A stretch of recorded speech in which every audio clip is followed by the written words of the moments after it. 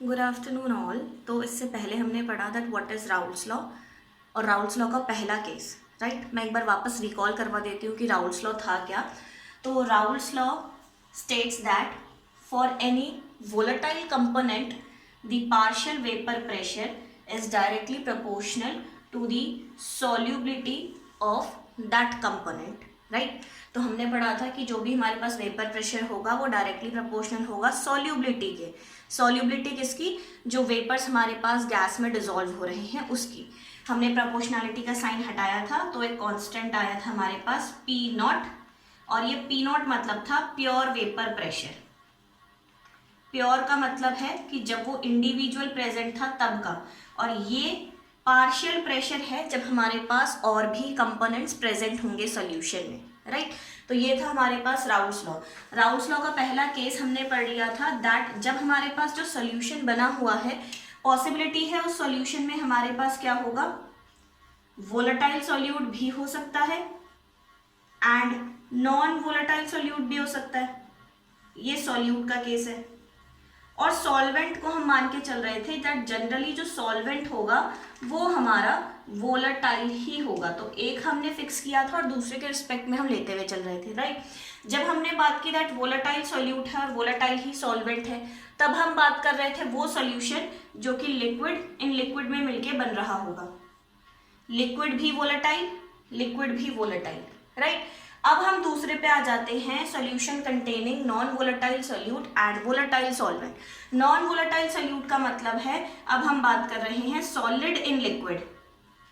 तो non volatile का मतलब क्या हुआ, जो वेपर्स नहीं बनाते। वोलेटाइल का मतलब जो वेपर्स बनाते हैं, जो इजीली इवापोरेट हो जाते हैं। तो नॉन वोलेटाइल जो इवापोरेट नहीं होते, तो वहां पे हम सॉलिड्स की बात कर रहे हैं।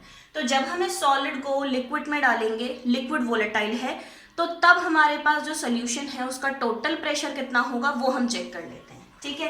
तो ये राउल्स लॉ का हमारा सेकंड केस है, दैट इज राउल्स लॉ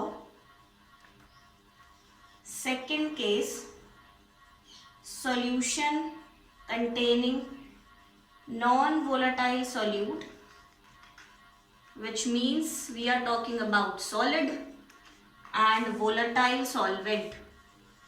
तो ये तो लिक्विड ही है, सॉल्वेंट, राइट। तो हम बात कर रहे हैं सॉलिड इन लिक्विड की।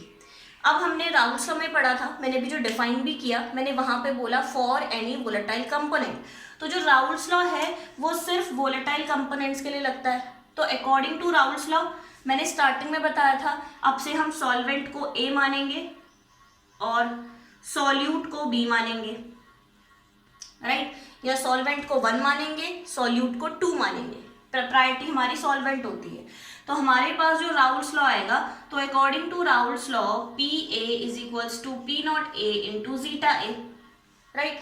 ये हो गया सॉल्वेंट के लिए। अब यहाँ पे लिखा है नॉन वोलेटाइल सॉल्यूट, तो राउल्स लॉ सिर्फ और सिर्फ वोलेटाइल कंपोनेंट्स में एप्लीकेबल है, ना कि नॉन वोलेटाइल में। विच मीन्स सॉल्यूट के लिए तो राउल्स लॉ लिखा ही नहीं जा सकता as it is non volatile, right. तो अगर हमारे पास एक कंटेनर है और इसमें हमने सॉल्यूशन बना रखा है, जो कि सॉल्यूशन किसका है, सॉलिड इन लिक्विड का, जिसमें से कि लिक्विड हमारा क्या है, वोलेटाइल। वोलेटाइल मतलब ये वेपर्स बनाएगा। तो ये जो हमारा कंटेनर है, इसमें वेपर्स तो सिर्फ लिक्विड के होंगे, जितने वेपर्स बनेंगे वो सब लिक्विड के होंगे। तो जो वेपर प्रेशर होगा वो सिर्फ और सिर्फ लिक्विड का होगा।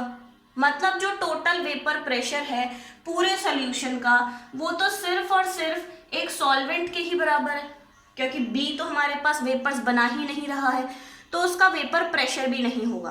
तो यहाँ पे हमारे पास सॉल्यूट के लिए कोई भी वेपर्स नहीं है, या बोलो कि कोई वेपर प्रेशर नहीं है, जिसकी वजह से the total pressure of the solution will be equals to the individual pressure of the solvent. वो टोटल प्रेशर वो एक ही के बराबर है, क्योंकि एक ही है जो वोलेटाइल है, ये हमारे पास सॉल्वेंट, राइट।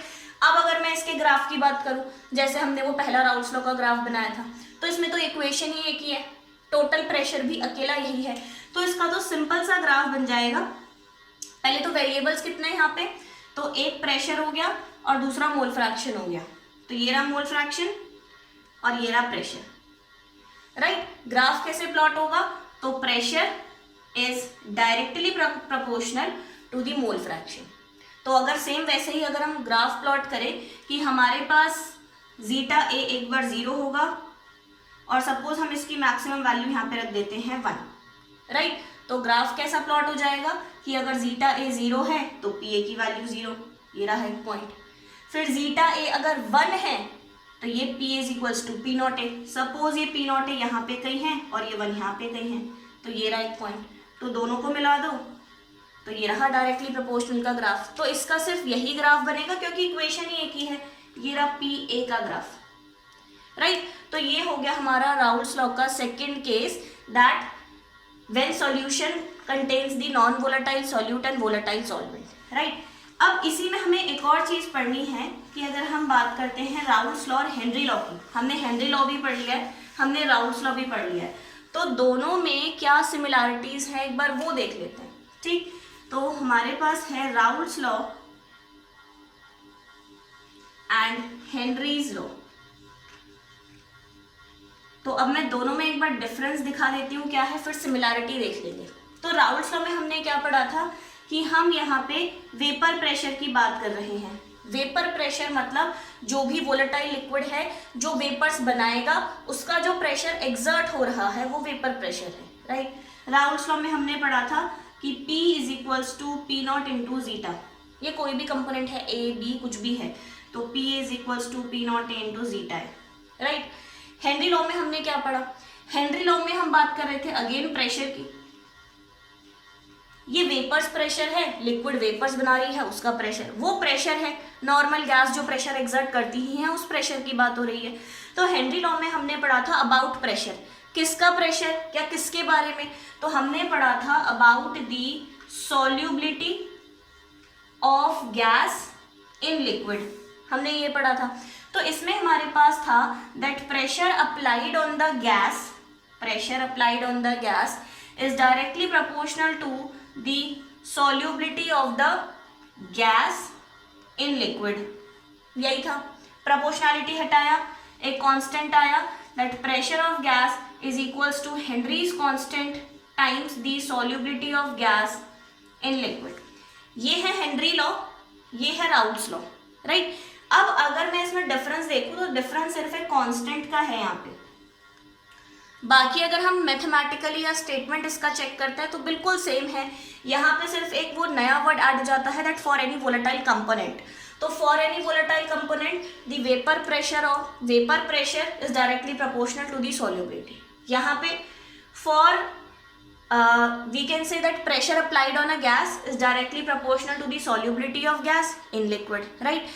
अब इनमें सिमिलैरिटी क्या हुई, तो सिमिलैरिटी ये है कि अगर हमारे पास P नॉट A के H के बराबर हो जाता है, सिर्फ एक यही कांस्टेंट तो था जो डिफरेंट था, तो अगर ये दोनों आपस में बराबर हो जाते हैं तो ये दोनों बिल्कुल सेम बन जाएंगे, राइट।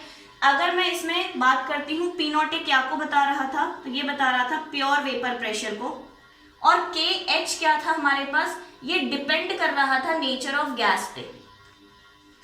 के एच की अलग अलग वैल्यूज थी अलग अलग गैस के लिए, कार्बन डाइऑक्साइड है अलग वैल्यू है, ऑक्सीजन है अलग वैल्यू है। फिर टेम्परेचर पे भी ये वैरी कर रहा था कि कार्बन डाइऑक्साइड अगर 298 केल्विन पे है तो अलग वैल्यू होगी, 303 केल्विन पे है तो अलग वैल्यू होगी, 400 पे है तो अलग वैल्यू होगी। तो केएच डिपेंड करता है कि गैस कौन सा है और टेम्परेचर कितना है, और ये डिपेंड करता है कि इंडिविजुअल एक कंपोनेंट का प्योर यानी कि इक्विलिब्रियम स्टेट पे वो कितने वेपर प्रेशर को बना सकता है, राइट। अब अगर मैं बात करूं तो ये हम बात कर रहे थे about liquid in liquid solution. Vapour pressure तो तभी बनेगी जब लिक्विड लिक्विड में होगा, सॉलिड का हमने पढ़ा तो वहां टोटल प्रेशर तो एक ही के बराबर था। हेनरी लॉ बताता है about gas in liquid solution, ये बता रहा है हेनरी लॉ। तो दोनों में देखो लिक्विड सॉल्वेंट तो सेम है कि दोनों में हम सॉल्वेंट को लिक्विड ही लेंगे, लेकिन डिफरेंस आ गया सॉल्यूट में कि हेनरीज लॉ में हम गैस सॉल्यूट की बात कर रहे हैं और राउल्स लॉ में हम लिक्विड सॉल्यूट की बात कर रहे हैं। और क्योंकि ये लिक्विड वोलेटाइल है, राउल्स लॉ का तो कंडीशन ही है कि वोलेटाइल होना चाहिए, तो क्योंकि ये लिक्विड वोलेटाइल है तो इसका मतलब ये हुआ कि यही लिक्विड गैस में एग्जिस्ट कर रहा है। यही तो मतलब हुआ कि ये सेम लिक्विड जो कि गैस में एग्जिस्ट करेगा, क्योंकि ये वोलेटाइल है, वो वेपर्स में चला जाएगा। तो अगर ये लिक्विड पूरा का पूरा गैस बन जाता है तो ये राउल्स लॉ क्या हो जाएगा, हेनरी लॉ का ही एक केस बन जाएगा। लिक्विड था वोलेटाइल जो कि कन्वर्ट हो गया गैस में, तो सोल्यूशन हो जाएगा गैस इन लिक्विड का, और हेनरी लॉ भी गैस इन लिक्विड को बता रहा है। तो यहाँ से हम ये बोल सकते हैं कि Raoult's law is a special case, is a case of Henry law. मैं यहीं पे लिख देती हूँ, Raoult's law is case of Henry law. तो राउल्स लॉ में अगर ये लिक्विड गैस बन जाता है तो ये बिल्कुल हेनरी लॉ जैसा ही हो जाएगा। तो राउल्स लॉ क्या है, हेनरी लॉ की तरह बिहेव कर रहा है। गैस लिक्विड तो नहीं बन सकता, तो यहाँ पे हेनरी लॉ राउल्ट की तरह नहीं है। राउल्ट में क्योंकि लिक्विड वोलेटाइल होता है तो it can be converted to gas. तो ये राउल्स लॉ कभी ऐसा हो सकता है कि हेनरी लॉ का ही एक केस बन जाए। कब, जब ये पी नॉट ए हेनरीज कांस्टेंट के बराबर हो जाएगा। तब जब ये दोनों बराबर हो जाएंगे तो ये दोनों एक ही जैसा बिहेव करेंगे।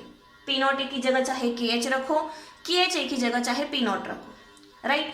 तो इसमें आज हमने दो टॉपिक किए हैं। एक हमारे पास हो गया राउल्स लॉ, जिसमें हमने सॉलिड एंड लिक्विड का पार्ट पढ़ा कि टोटल प्रेशर कितना होगा, उसका ग्राफ कैसे बनेगा। दूसरा हमने किया कि Raoult's law as a special case of Henry law, कब, जब ये दोनों कांस्टेंट बराबर हो जाएंगे। Raoult's law liquid in liquid solution की बात करता है, ये गैस इन लिक्विड सोल्यूशन की बात करता है, ठीक है। नेक्स्ट हम पढ़ेंगे about the ideal and non ideal solution, ठीक। अगर कुछ डाउट होगा तो you can message. Thank you.